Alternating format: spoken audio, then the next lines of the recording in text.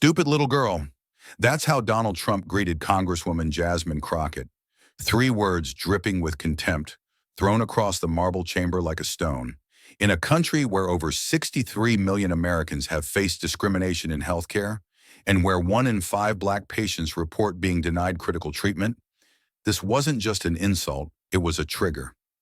Before the cameras, before a nation of 40 million viewers, Trump thought those words would put her in her place.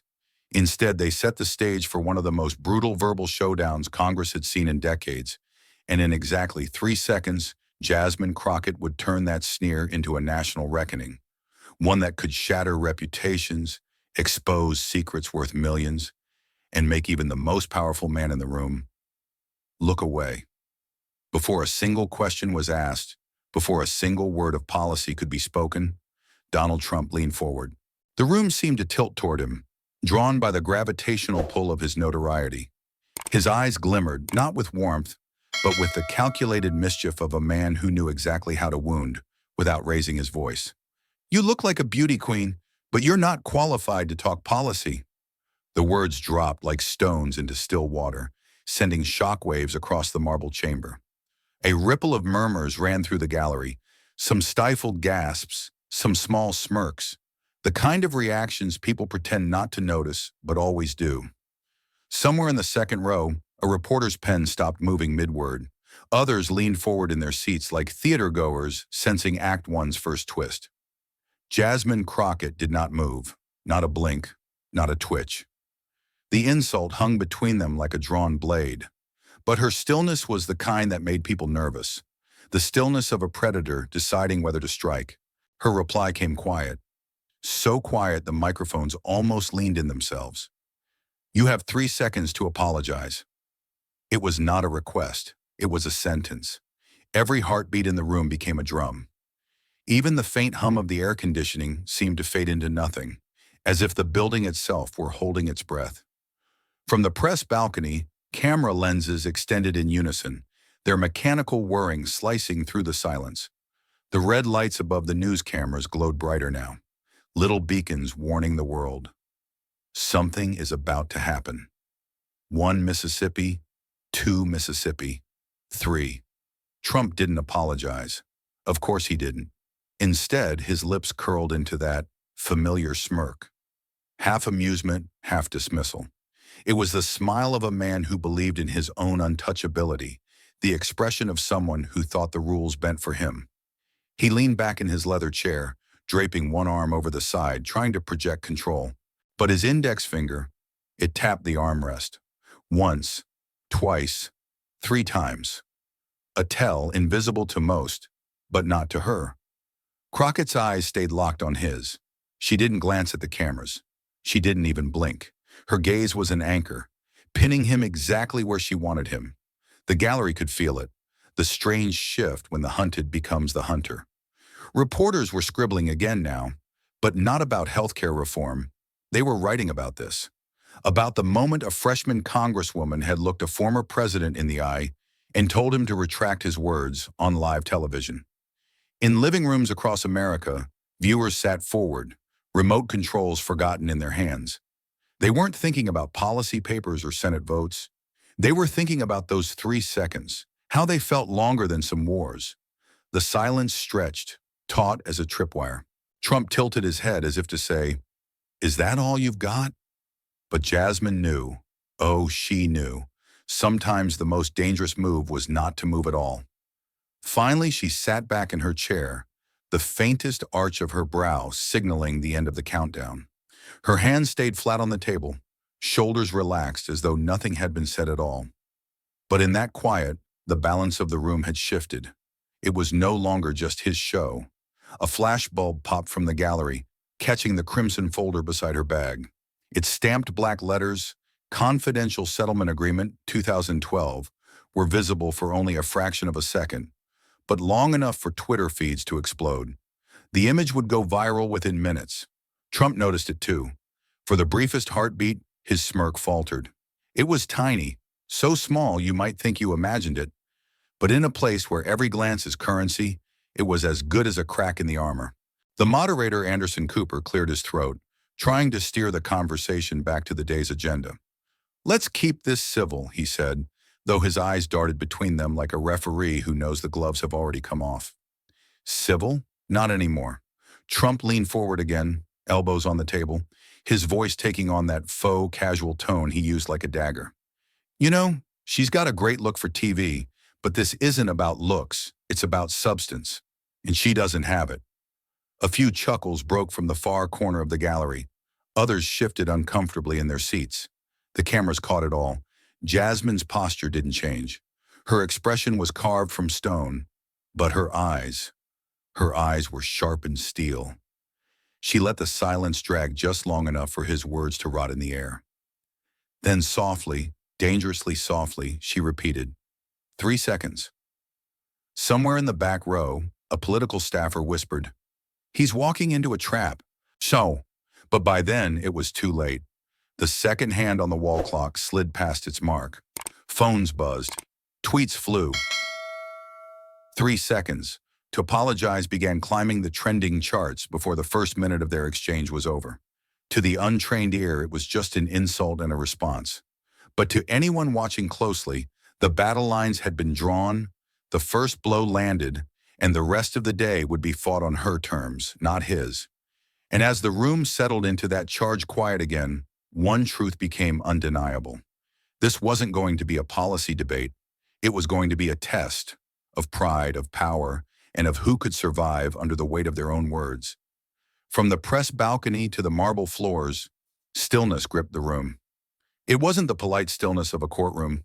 It was the heavy, loaded kind, the kind that presses on the lungs and makes you aware of your own breathing. Every eye tracked the table where Jasmine Crockett sat, her posture unshaken, her face carved in focus. And there, beside her right hand, lay the crimson folder. Its edges were frayed, corners softened by time, but the black letters stamped across its cover. Confidential Settlement Agreement, 2012, were sharp enough to cut through the air. She didn't touch it. She didn't need to. Its presence alone was enough to shift the balance in the chamber. It was a storm cloud in paper form, no thunder yet, no lightning, but everyone knew it was only a matter of when. Somewhere in the front row of the gallery, a decorated veteran sat utterly still.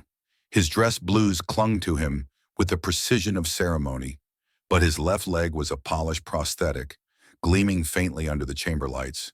His jaw was locked, eyes fixed on the space between Jasmine and Trump. Beside him, a woman clutched a framed photograph of a young man, no older than 22. His smile in the picture was wide and unguarded, the kind you give when you believe in tomorrow. A black ribbon in the corner of the frame told the rest of his story. Her fingers, pale and tense, gripped the wood so hard her knuckles had turned bone white. This wasn't just politics. This was personal. The veteran's gaze never wavered. The woman's eyes glistened but held steady, as if blinking would mean missing something she had waited years to see. They were not here for legislation or partisan theater. They were here for accountability, for the possibility that the truths hidden in that folder might finally see daylight. On the far side, reporters leaned over the rail of the press gallery. Cameras panned slowly, methodically, like predators circling a kill. Some whispered to each other, trying to read Jasmine's body language. Others typed furiously, already shaping headlines in their minds. Down on the floor, Trump leaned back, arms draped carelessly, as if this were just another day at another table he controlled. But his eyes kept flicking, brief, involuntary glances toward the crimson folder. Every time he caught himself and looked away, jaw tightening just a fraction. Anderson Cooper's voice had gone quiet, not from lack of words, but from the instinct to let silence do its work. Sometimes silence is louder than sound, and right now it was roaring through every corner of the chamber. The air felt thicker now. The weight of unspoken things hung above the table like a chandelier made of glass and gunpowder, brilliant, fragile, and one touch away from shattering. A photographer in the gallery adjusted his lens, capturing the moment the way a hunter waits for a heartbeat to steady before pulling the trigger. The shutter clicked, sharp, decisive, and echoed briefly against the marble. Jasmine's hand hovered briefly near the folder, fingers grazing its worn edge before returning to the table. It was enough to draw a visible reaction, a shift in the veteran's seat, a quiet gasp from the woman with the photograph. The public watching at home didn't need captions to understand. They knew the folder was not a prop.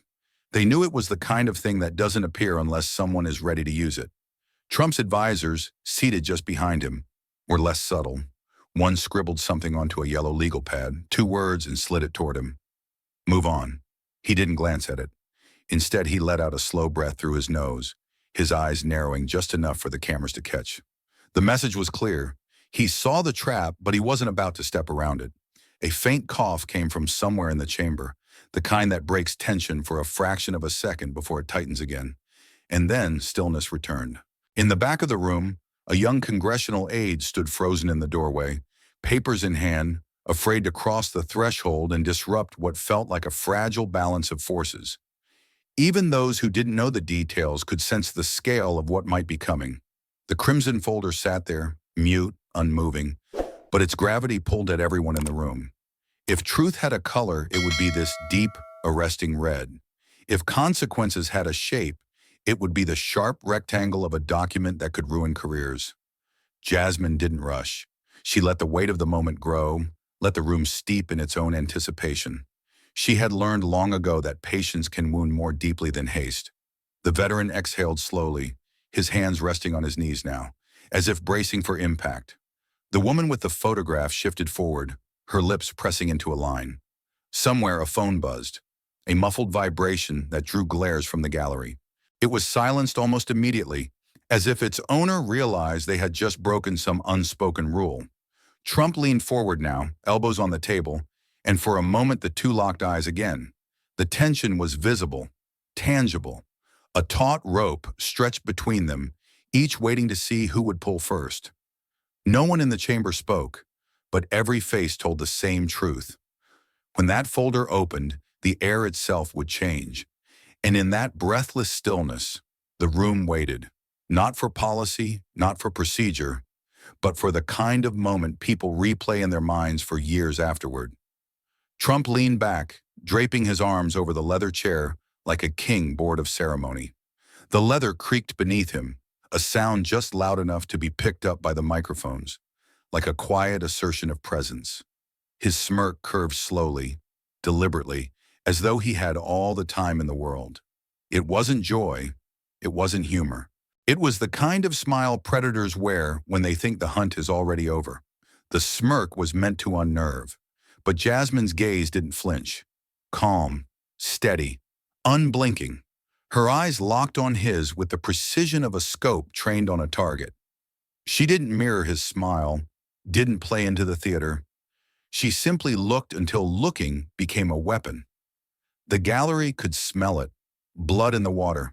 Not literal, but the kind of scent seasoned observers recognize when one player has underestimated the other.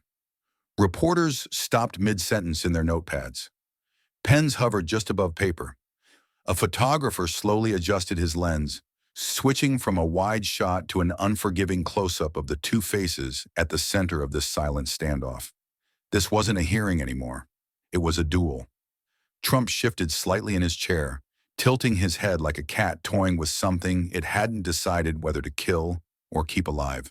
His eyes swept the room for an audience to his dominance, pausing on the friendly faces in the press row, then lingering on the cameras. He leaned forward, elbows on the table now, fingers loosely interlaced. You know, the thing about TV is, it's all about the look, he said, his voice dipping low enough to force the microphones to work harder. And you've got the look, but no substance. The words were designed to land like shrapnel, scattershot insults with sharp edges, meant to wound without leaving a mark you could show in court. The air thickened again. A few muffled laughs came from the back, the kind that people give when they're not sure if they should laugh at all. Others stayed frozen, knowing this was no longer a place for casual reactions. Jasmine didn't answer right away. Her stillness wasn't submission, it was control. She let the insult hang, let it sour in the air, until the weight of its own emptiness became obvious to everyone listening. The veteran in the gallery leaned forward slightly, his hands clasped tight. The grieving mother's fingers dug into the frame of her son's photograph, her eyes never leaving the table. Jasmine's voice, when it came, was calm enough to cut glass. 3 seconds, she repeated. No elaboration, just the terms of the duel, spoken like an execution date. Trump chuckled under his breath, a short, sharp sound. He leaned back again, the smirk returning, but not quite as effortlessly as before. The tapping of his index finger resumed on the armrest. From the corner of the room, a political aide whispered to his colleague, "She's baiting him," the colleague replied without looking away. "And he's taking it." The camera zoomed in even tighter now. Two faces, one smirk, one stare. On the split-screen broadcast, the network producers had already pulled up a digital countdown clock in the bottom corner. 1 second. 2. 3. Trump didn't speak, didn't apologize, but his gaze darted, just for a flicker, toward the crimson folder at Jasmine's side. She caught it. Of course she caught it. Her hand moved, not to open it yet, but to rest gently on its cover, as if reminding him, and everyone else, that this was more than a prop. It was a loaded chamber, and she held the trigger. The silence deepened until it became its own kind of sound, filling the space between them. And then Jasmine leaned forward, ever so slightly, the motion almost imperceptible, but enough to shift the room's center of gravity toward her. Her voice stayed level, but there was steel in every syllable. "Noted," she said. A single word, but in that word was the promise of everything that would follow. Trump's smirk twitched, just a fraction, before he forced it back into place. The cameras caught it. The internet would loop it. Somewhere in the gallery, the veteran exhaled slowly, as though he'd just watched the first crack form in a wall he'd thought was impenetrable. The grieving mother adjusted her grip on the photograph, holding it a little higher. And for the first time since the hearing began, Trump didn't look at the cameras. He looked at her. Only her. The duel had officially begun. CNN's split screen filled the nation's televisions. Jasmine's unwavering face on one side, Trump's smirk on the other. Between them, dominating the center of the screen, pulsed a giant 3 in stark white against a field of black. The number didn't just sit there, it throbbed once every second, like the beat of a heart too aware of its own fragility. Somewhere in the press gallery, a voice whispered the count. 3, 2. The sound was soft, but it carried. The silence in the chamber made it so. It felt like a rope tightening. Every eye in the room tugged toward that invisible knot between them. The knot was made of pride, of history, of grudges too old to erase and wounds too fresh to ignore. Jasmine didn't move. Not a breath, not a blink. The light caught her profile perfectly. Sharp angles, steady jaw, eyes locked forward like a soldier waiting for the command to advance. Trump shifted in his seat, just enough for the leather to sigh beneath him. It was a tiny sound, but in a room holding its breath, even that felt amplified. His right ankle crossed over his knee, a show of casualness that fooled no one. In living rooms across America, viewers spoke the numbers aloud without realizing it. Bartenders paused mid-pour. Airport gates fell momentarily quiet as travelers clustered around mounted screens. 3, 2. The clock pulsed again. Trump's smirk stayed in place, but his fingers betrayed him. Tapping, stopping, tapping again on the armrest. The kind of restless motion cameras love to catch. Behind him, one of his aides scribbled something on a notepad and slid it forward. He didn't look at it. He kept his eyes locked on Jasmine, and she kept hers on him, as if the rest of the world had evaporated. In the gallery, the veteran leaned forward slightly, the weight of his body shifting onto his prosthetic leg with a faint metallic click. Beside him, the grieving mother's lips moved in a whisper no one could hear. Her eyes shone, but there were no tears, only focus. 3. The number hung in the air like a held breath. Somewhere, a camera zoomed in so tight you could see the faint sheen of sweat beginning to gather along Trump's hairline. He shifted again, leaning back just slightly as if distance could dilute the pressure bearing down on him. The crimson folder sat between them like an unexploded shell. It hadn't moved, but its presence was louder now, demanding attention without a single word. Jasmine's right hand rested near it, fingers relaxed, but the placement was deliberate. It was the silent promise of escalation. 2. The gallery seemed to shrink, the marble walls drawing closer. Every sound was sharper, The soft click of a camera shutter, the faint rustle of a reporter's sleeve, the low hum of the lights above. Trump exhaled through his nose, a small, sharp gust. He leaned forward now, elbows on the table, fingers interlocked. The smirk widened just enough to suggest he believed he still held control. But control is a fragile thing. It doesn't take much for it to slip. In homes from New York to Los Angeles, people texted friends, "Are you watching this?" Clips were already hitting social media, silent videos of Jasmine's stare and Trump's tapping finger, set to dramatic music by strangers who understood a viral moment when they saw one. The countdown clock on screen flickered, its edges glowing. A producer in CNN's control room whispered, "Hold the split shot. Don't cut away." One. It was barely more than a breath. But in that instant, the atmosphere shifted. The veteran's hand clenched into a fist on his knee. The mother's grip on her son's photograph tightened so hard the wood creaked. Trump's smirk froze. The tapping stopped. For the first time since the exchange began, he blinked. And Jasmine, calm, steady Jasmine, let the pause stretch past comfort, past decorum, into something heavier. She knew what that extra second could do. It could make a man's confidence curdle into doubt. The rope between them was drawn tight enough to snap. No one knew which one would cut it first. The screen behind them still glowed with the frozen one, the number refusing to fade. Every viewer knew whatever came next would not be forgotten.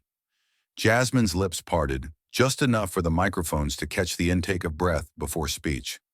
But she didn't speak yet. She let the room sit in that heartbeat, because sometimes the longer the wait, the sharper the cut. And then, the final second hung like a guillotine, motionless, suspended, daring gravity to act. You could almost hear the collective inhale of the room, as if the entire chamber believed, for a fraction of a second, that he might say the words. But he didn't. Instead, Donald Trump leaned back in his chair, the leather sighing under his weight. A low, hollow chuckle slipped from his mouth. Empty, mechanical, a sound built for microphones rather than sincerity. It didn't warm the room. It cooled it. He crossed one leg over the other, angling his body away from Jasmine in a gesture meant to look relaxed. But it wasn't, because the index finger of his right hand had begun to tap against the armrest. A steady, impatient rhythm, small enough that the casual observer might miss it. But the cameras didn't miss it. Neither did America. The red tally lights above the TV rigs burned like watchful eyes. Somewhere in a control room, a producer called for a slow zoom, locking the shot on that finger, a quiet betrayal of the image he was trying to project. Jasmine's gaze didn't follow the tapping. She kept her eyes fixed on his face, as though the rest of the world had been reduced to that single square of skin and the expression he chose to wear on it. The smirk was still there, but it was tighter now, stretched thin like a rope about to fray. In the gallery, the veteran shifted slightly forward, his prosthetic making a muted clink against the marble floor. The grieving mother adjusted her grip on the frame of her son's photo, her lips pressed into a pale, rigid line. The room didn't just feel tense, it felt stacked. Layer upon layer of unsaid things, all threatening to come loose at once. Trump's chuckle faded into the kind of silence that's more revealing than noise. He leaned back again, his shoulders pressing into the chair, his chin tilting up a fraction. A king surveying a court, or at least trying to. Jasmine leaned forward an inch, not enough to break her composure, but enough for the microphones to catch the faint rustle of her sleeve. It was the kind of movement that says, "I'm still here, and I'm not done." The reporters could smell it now. They'd seen this shift before. The moment when someone who thought they had control realized it was already slipping through their hands. Trump's fingers stopped tapping for a beat, then almost reflexively started again. The sound was faint but repetitive, and in a room this quiet, it might as well have been a drum line. Every tap was another second he hadn't apologized. Another signal to the audience that he wasn't going to. Social media was already ahead of the moment. Clips of the split screen, Jasmine's unshakable stare, Trump's restless tapping were flooding Twitter and TikTok. The hashtag #YesJorner 3 seconds to apologize was climbing at an unnatural speed. On the Senate floor, no one moved. Even the aides and interns who usually scribbled notes or shuffled papers had frozen, their pens poised midair. Jasmine's voice cut into that stillness, measured, calm, and laced with steel. Noted, one word, and yet in that single syllable, there was the weight of an entire promise. You chose your side. I'll choose mine. Trump's smirk faltered for the briefest moment, a twitch at the corner of his mouth that the cameras caught in crystal clarity. He forced it back almost instantly, but the damage was done. The crimson folder on the table between them was still untouched, but now it was impossible not to look at it. It had gone from background object to silent threat. Every person in the room understood that whatever was inside might be the reason for that smirk's eventual disappearance. In the gallery, the veteran nodded once, a tiny motion of approval. The grieving mother's eyes flicked to the folder, then back to Jasmine, as if silently urging her to open it. But Jasmine didn't rush. Patience, she knew, was a blade in its own right. Trump adjusted his tie with a quick jerk of his wrist, his eyes darting momentarily toward his aides. They were leaning forward now, whispering urgently, but he didn't turn his head far enough to show he was listening. The cameras stayed locked on the two of them, framed like the final players in a high-stakes poker game, neither one willing to fold. The seconds after the countdown felt heavier than the countdown itself. The air was thicker, the stakes more visible.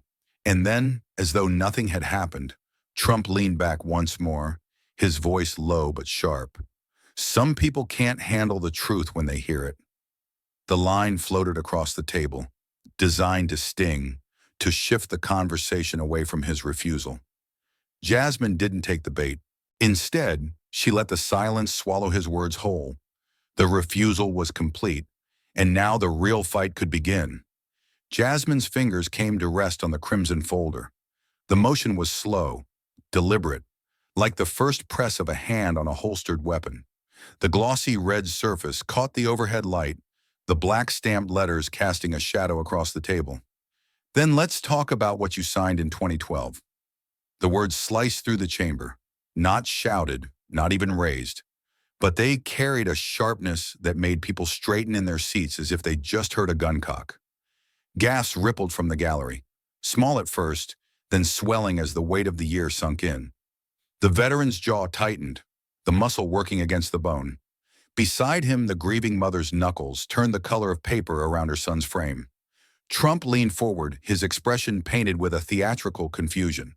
I don't know what you're talking about. But the flicker in his eyes said otherwise.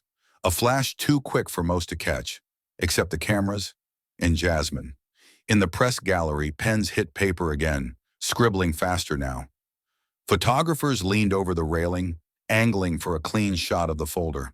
The words on the cover, confidential settlement agreement, were in focus long enough to spark headlines. Trump's aides shifted in their seats behind him, their whispers urgent. One of them slid a folded note toward his right hand, but he didn't look down. His attention was locked on Jasmine, and hers on him. The veteran sat rigid, his shoulders squared as if bracing for incoming fire.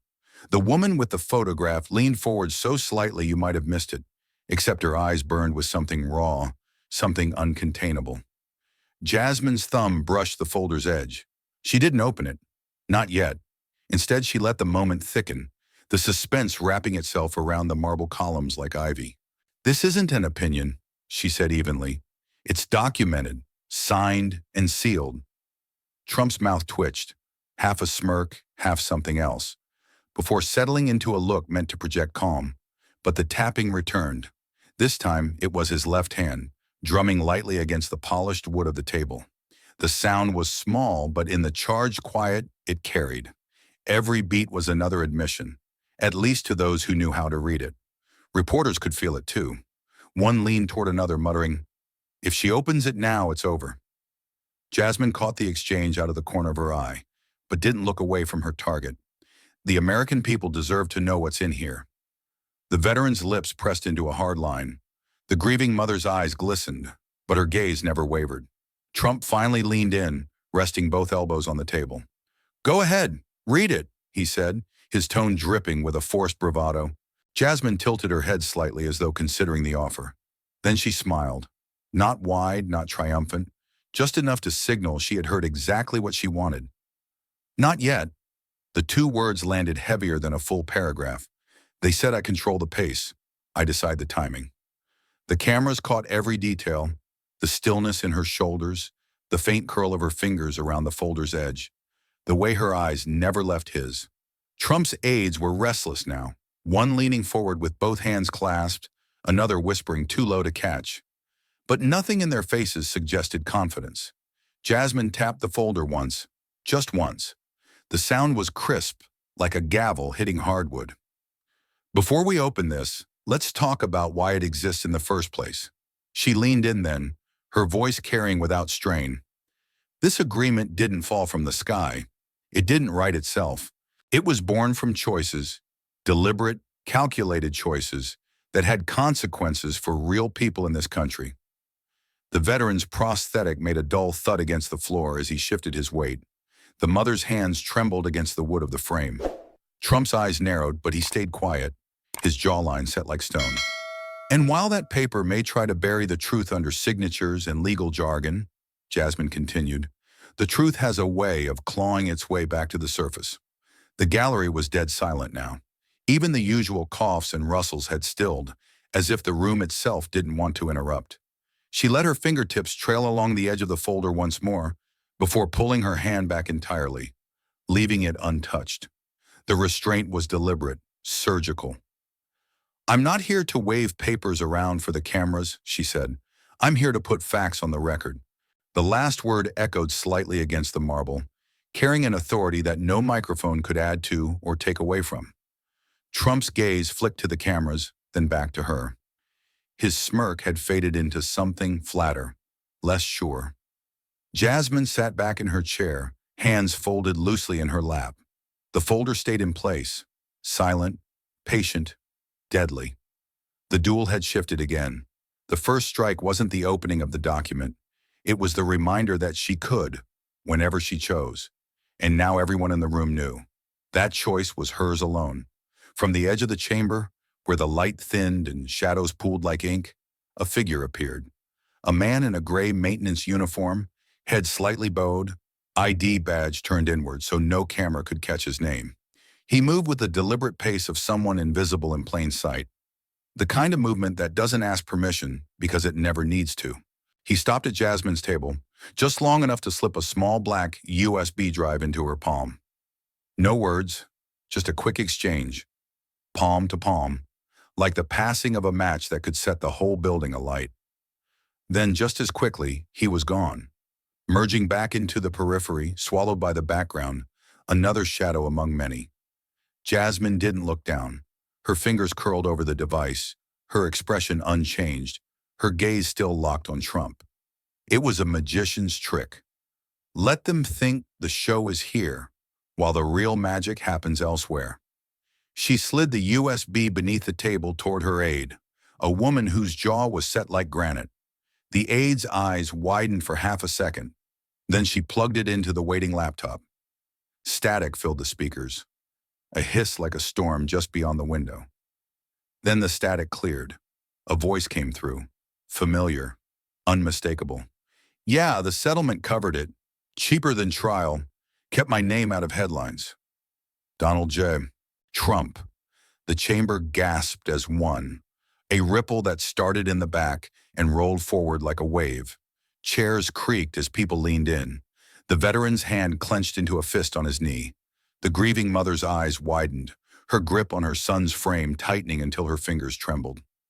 Trump's chair scraped back hard against the marble, the sound sharp enough to make a few heads turn instinctively. Fake! Edited! He barked, his voice louder than before, pitched high enough to skim the edge of panic. But the tension in his shoulders betrayed him. That slight forward hunch, the way his jaw worked side to side, tells that the poker face was cracking. In the gallery, reporters began typing like their lives depended on it, eyes darting between the laptop screen and the man at the table. Photographers pivoted, lenses locking onto Trump, hungry for the frame that would say more than any headline could. The recording continued, Trump's voice calm in contrast to his present tone. They got their money, we moved on. That's how you do business. The veteran let out a sharp exhale, almost a laugh, but without any humor. The mother shook her head slowly, lips pressed together in something between grief and disbelief. Trump was speaking again, louder now, talking over the audio. "This is garbage, spliced together by people who've been after me for years." His words shot across the table like blunt arrows, meant to wound, but dulled by the weight of what everyone had just heard. Jasmine didn't move. She let the recording play out, her expression the very definition of composed. Her hands rested flat on the table, as if anchoring her there, keeping her steady while the storm she'd set in motion gathered force. The audio clicked off. Silence returned, but it wasn't the stillness from before. This was charged silence, the kind that hums in your teeth, the kind that says the room will not forget this. Trump's smirk had vanished completely now, replaced by a tight line that barely passed for control. He looked toward his aides, who were leaning forward, whispering fast and low. One tapped a note toward him, but his eyes stayed locked on Jasmine. And Jasmine?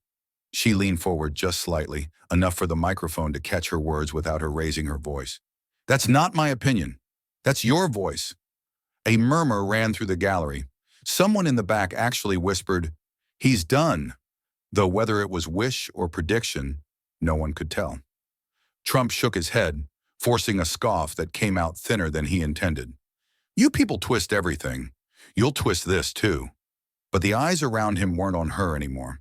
They were on him, on the way his hand tightened into a fist against the tabletop, on the way his breathing had grown shallower, faster. The veteran's gaze didn't waver. The mother's eyes didn't blink. And Jasmine?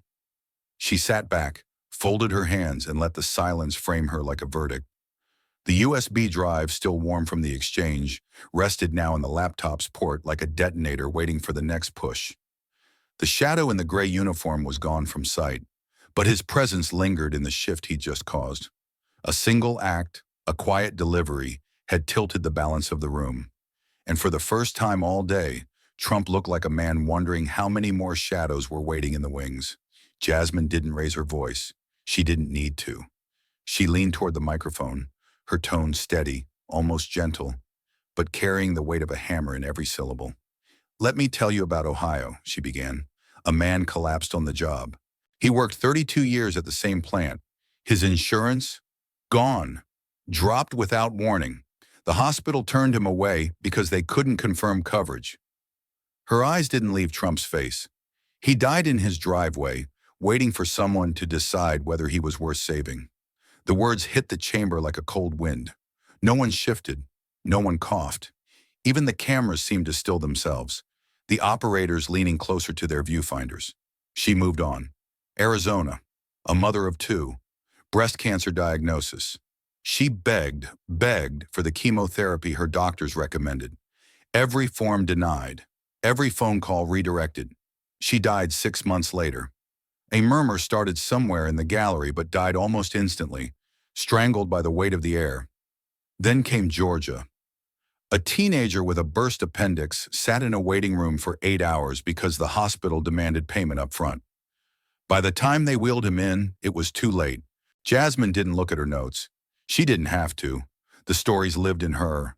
No theatrics, no grand gestures, just unflinching truth. The cameras, searching for reaction, found the grieving mother in the gallery. Tears slid down her cheeks, catching the light, but she refused to wipe them away. Her hands still clutched the framed photograph of her son, knuckles pale against the wood. Trump shifted in his seat, crossing his arms as if to shield himself from the words. But his eyes betrayed him, darting briefly to the mother, then back to the table. Jasmine's tone softened, but the steel in it remained. These are not hypotheticals. They are not distant tragedies. They are names, faces, lives, and every one of them was touched by the decisions protected by that settlement. The crimson folder lay silent beside her, but in that moment it felt heavier than before, its contents hovering over the room like a specter. The veteran's gaze locked on Trump, his jaw set. The grief in the mother's eyes was raw, but so was the resolve. A reporter in the gallery scribbled something furiously. "The human cost lands harder than the evidence." Jasmine continued, her voice low but unwavering. "When profit is protected at the expense of care. This," she gestured subtly toward the gallery, Is the result empty chairs at dinner tables, birthdays that never come, conversations you will never get back? Trump's lips pressed into a thin line. The tapping had stopped. His hands now gripped the armrests, knuckles faintly white. The silence between her sentences was as deliberate as her words. She let them settle, seep into the corners of the chamber, refusing to rush. "I'm not here for politics," she said finally. "I'm here because the people who were failed can't be, and because someone in this room signed the papers that made their suffering possible." It wasn't shouted. It didn't need to be. In homes across America, viewers felt the shift. This wasn't just about Donald Trump anymore. This was about a system and the face of the man who had just been tied to it in front of millions. Trump leaned forward as if to speak, but stopped. The cameras caught the hesitation. They caught everything. Jasmine looked toward the grieving mother, not for show, but with the recognition of someone who knew the price of speaking truth in rooms built to ignore it. The mother gave the smallest nod, her lips parting as though she was whispering something only Jasmine could hear. Then Jasmine turned back to Trump. "You can call the audio fake. You can deny what's in the folder, but you can't undo what was done to them." The weight of the sentence lingered. Trump blinked slowly, his gaze falling to the tabletop. The veteran shifted, resting his elbows on his knees. The mother finally wiped her cheeks, not to hide her tears, but to clear her vision. The press gallery was a wall of raised cameras now, lenses glinting like watchful eyes. Every flash was another nail in the coffin of this moment's permanence. Jasmine sat back, folding her hands loosely in her lap. The crimson folder remained closed, but everyone in the room knew that it no longer needed to be opened for its shadow to do its work. This was the strike that didn't require paper, only truth spoken aloud and allowed to echo. From the second row of the gallery, a man stood, not hurriedly, not with flourish, but with the kind of calm that draws more eyes than a shout ever could. Michael Reyes. Even those who didn't follow politics knew the name. For 3 decades, Reyes had been the journalist you called when you wanted the truth stripped to its bone. His bylines had toppled CEOs, unseated senators, and sent more than one corporate titan into quiet, forced retirement. The document is authentic. No hesitation, no hedging. Each word landed like a nail-driven flush into wood. The signatures, the dates, everything matches federal records. His voice was steel, unshakable. It didn't waver, didn't soften to make the blow easier to take. The gallery murmured, a sound like a wave striking shore and pulling back again. A low ripple of recognition moved through the crowd. People shifting in their seats, glancing at one another. Their expressions part shock, part satisfaction. Trump's smirk faltered, not collapsed, not gone, but cracked. The tiniest fracture at the corner of his mouth, like porcelain that's been struck just once too hard. Reyes didn't look at him. He didn't need to. His eyes were on the document, then on Jasmine, then on the gallery, moving with deliberate care, like someone placing each step on a frozen lake. "I've reviewed the original file," he continued. "The ink, the paper stock, the notary seal, all consistent with documents issued and filed in 2012. I have no doubt about its legitimacy." The words "no doubt" hung in the air like a verdict. Trump shifted, adjusting his tie, his eyes darting toward his aides as if for confirmation that someone, anyone, would jump in. They didn't. The veteran in the gallery sat straighter, his gaze locking on Reyes with something like approval. The grieving mother, still holding her son's photo, blinked slowly, not in disbelief, but in the solemn way someone does when truth finally steps into the room. Reyes wasn't done. "And for clarity," he said, turning slightly so his voice reached every corner, "this isn't hearsay. This isn't a rumor. This is a certified legal settlement, the kind that doesn't get signed unless there's something worth burying." The murmur in the gallery grew louder. One reporter's pen scratched so hard against the page it sounded like tearing cloth. Trump's hand had stopped tapping. Both were now flat on the table, fingers splayed, gripping the edge as though it might keep him steady. Jasmine sat silent, letting Reyes's testimony fill the space. She didn't interrupt, didn't even nod. Her stillness said it all. This wasn't her speaking now. This was corroboration. coming from a man whose reputation was bulletproof. Reyes looked back at the crimson folder.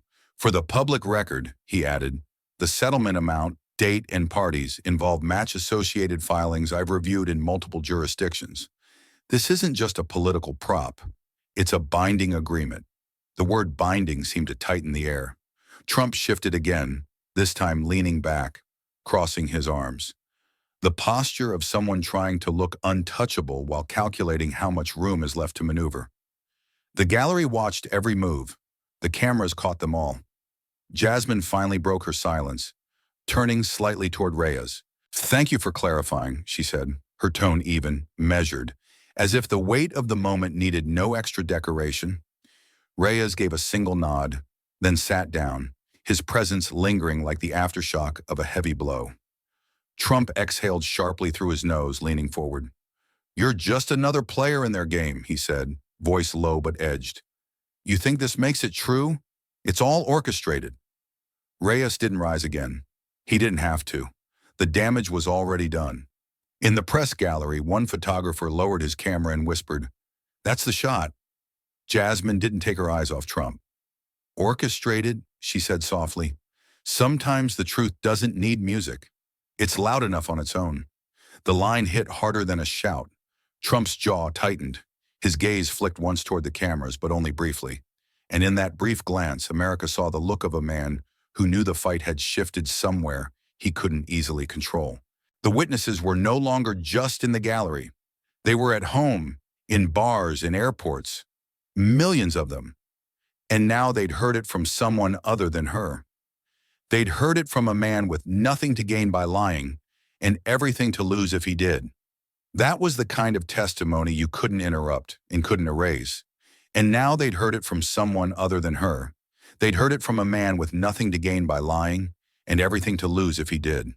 That was the kind of testimony you couldn't interrupt and couldn't erase. From 3 seats down the long mahogany curve, Representative Mark Ellison shifted forward. Ellison was known for his silence in public battles, a man who preferred to move in the background, work in the shadows, and avoid becoming the headline. But now he cleared his throat, and the sound was enough to turn every head his way. "I've seen deals like this," Ellison began, his voice steady but carrying a weight that made the room lean in. "Profit over people. I've been in the room when the question wasn't, how do we help, but how much can we get away with?" His words didn't come out in anger, but in the slow cadence of someone dragging truth into the light against its will. Every sentence was like another brick pried loose from a wall that had been standing for too long. Trump's head snapped toward him. "Lies!" The word burst out too fast, too raw. Not the polished, dismissive fake news tone he'd perfected for rallies. This one carried an edge of something else, something close to panic, and that rawness made the cracks deeper. Ellison didn't flinch. "You can call it lies if you want," he said evenly, "but some of us have kept the minutes from those meetings. We remember the faces, the signatures, the exact phrasing when someone at the table suggested letting people suffer a little longer because it would cost less." The gallery murmured, low at first, then swelling like a distant storm. Every microphone in the chamber caught it. Trump leaned forward, both palms hitting the table with a dull thud. "Name them," he barked. "If you're going to smear people, say their names." Ellison's eyes didn't leave his. "We can start with the ones already on the document Reyes just authenticated." The air tightened. It was the kind of exchange that felt less like politics and more like a courtroom, with the public as the jury. Jasmine stayed silent, watching the fissures form. She understood the value of letting others swing when the momentum was in her favor. Every time someone else stepped forward, it widened the gap she'd been prying open since the first second. Trump sat back sharply, his chair wheels creaking against the marble floor. The movement was abrupt, defensive. The cameras caught it from 3 angles. The set jaw, the tightened grip on the armrests, the darting glance toward his aides. It was a man doing quick math, calculating whether to attack harder or retreat. Ellison kept going, his voice gaining a quiet force. "This isn't about partisanship, it's about patterns. And when the pattern is this clear, you don't need party lines to see it. You just need a conscience." A beat passed, then another. The veteran in the gallery nodded once, slow and deliberate. The grieving mother didn't look away from Trump, not even for a moment. Trump's lips moved, not into a smirk this time, but into something thinner, tighter. "You're all working together," he muttered, though the microphone still caught it. "You think you can surround me and make me bend?" Ellison leaned back in his chair, folding his hands. "No," he said simply. "We're not here to make you bend. We're here to make the truth stand." The line hung in the air. It wasn't applause-worthy rhetoric. It wasn't meant to be. It was meant to stay in people's heads, to be repeated later in kitchens and bars and on talk shows. The gallery stilled again, but it wasn't the frozen, waiting silence from earlier. This was different. This was the heavy quiet that comes when everyone in the room understands the tide has shifted. Trump's gaze moved from Ellison to Jasmine, then back again. He was looking for a weak link. There wasn't one. The crimson folder still sat on the table, untouched, but the alliances forming around it were now just as dangerous as its contents. And for the first time, the battle didn't feel like a duel. It felt like a siege. From the press table, Anderson Cooper leaned forward, his expression carved into that careful, surgical neutrality that made millions trust him. The cameras pivoted toward him, their lenses adjusting to catch both his face and the man across from him. "Mr. Trump," Cooper said, his tone calm but cutting, "will you deny it under oath, right now?" The words fell like a stone dropped into still water. No one in the chamber moved. The question hung there, suspended, every syllable demanding gravity. It wasn't just about the document anymore. It was about courage, about the willingness to stake your freedom on your version of the truth. The cameras held the shot, a tight, unforgiving frame of Trump's face. Every flicker of muscle, every blink, every shift of the eyes recorded in 4K. His mouth opened, just slightly, enough to draw the breath needed for a word. Then it closed again. The pause was not long in seconds, but in perception, it stretched.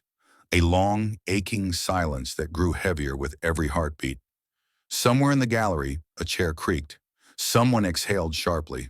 Trump's gaze dropped, falling not on the folder, not on Jasmine, but on the smooth, polished surface of the table in front of him. It was as though he was studying his own reflection, or avoiding it. For a man who had built his public identity on dominance, it was the first visible retreat. No verbal sparring, no instant counterattack. Just the absence of a no. The veteran's head tilted, eyes narrowing slightly. The grieving mother's lips pressed together in something that was not quite satisfaction, not quite sadness, just a quiet recognition of what had just happened.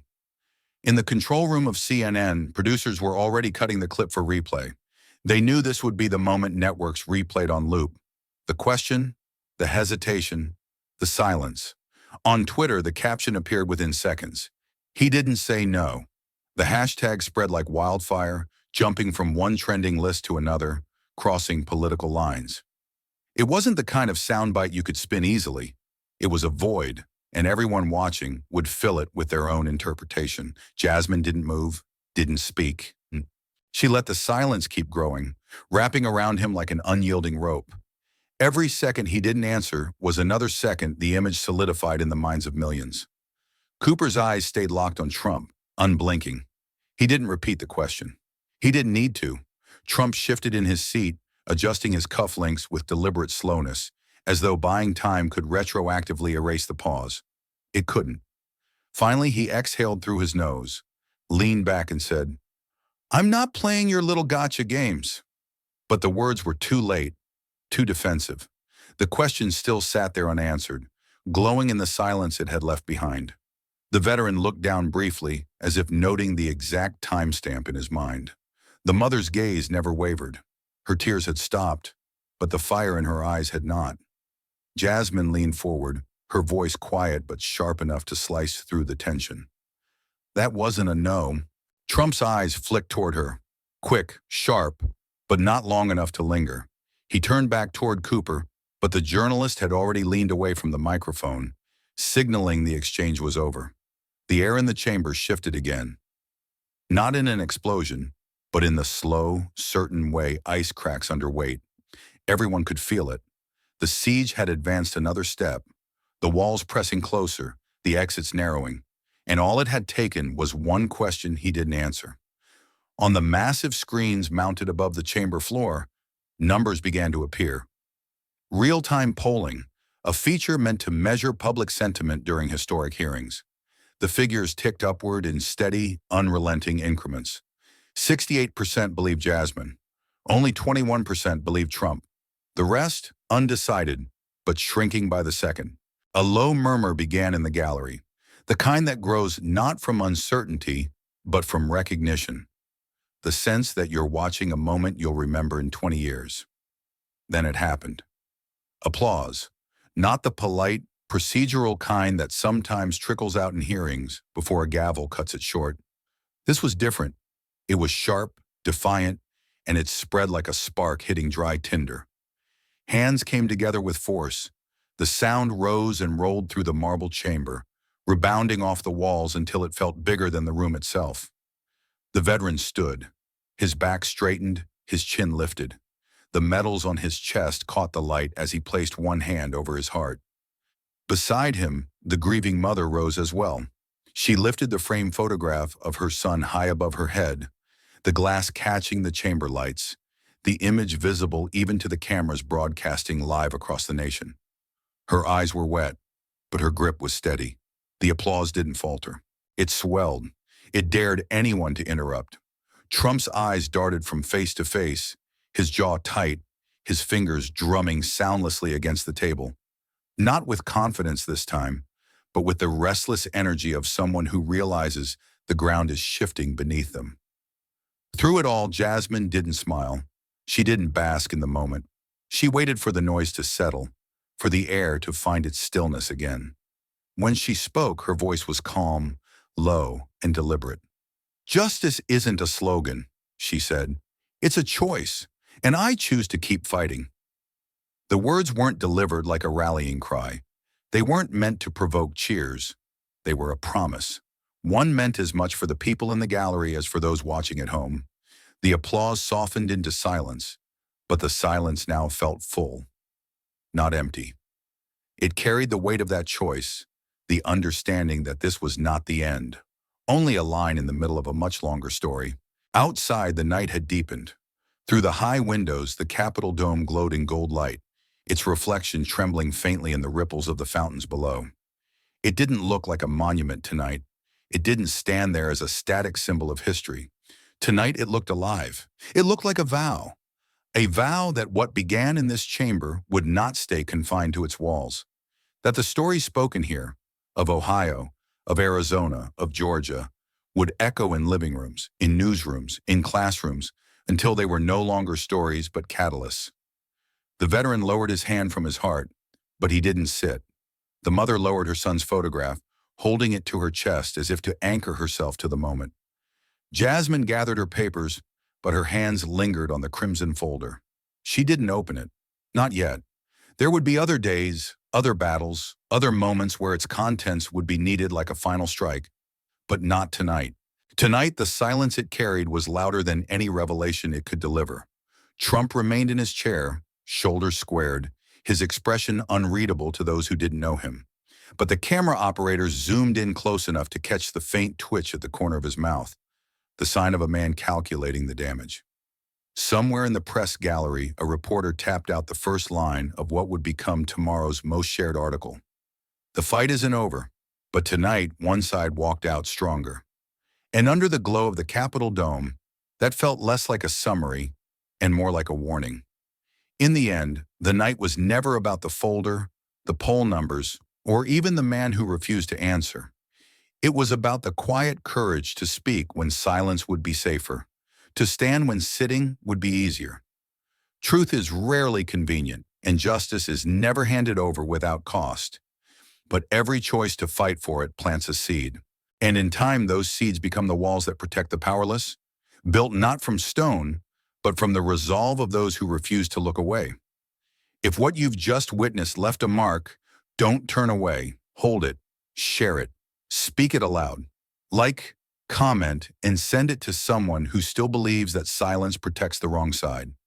Subscribe to Harrison Stories, where every shadow gets a light shined on it, hit the bell, because the next chapter isn't comfortable.